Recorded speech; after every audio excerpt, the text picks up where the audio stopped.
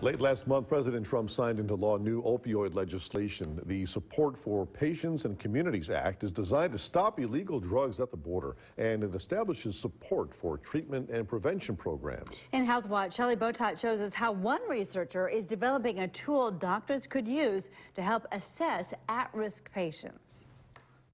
The opioid epidemic is at an all-time high in this country. Now one researcher is working to help doctors predict which patients are at high risk of developing an addiction to pain pills.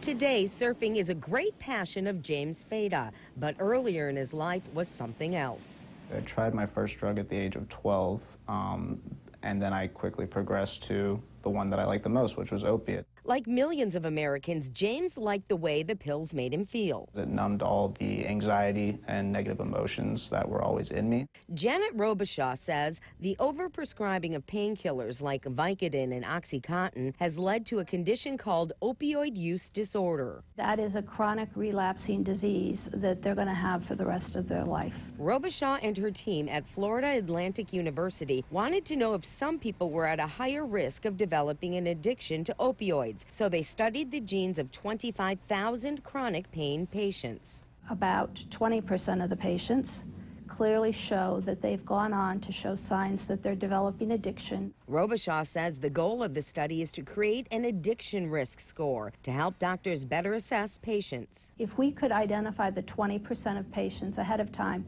that are at high risk of developing addiction, we will not prescribe those patients opioids. After years of relapsing, James got clean thanks to treatment. He believes genetics may have played a role in his addiction. How the results could have been different if I were to have seen somebody and been assessed. With hopes of saving others from addiction in the future.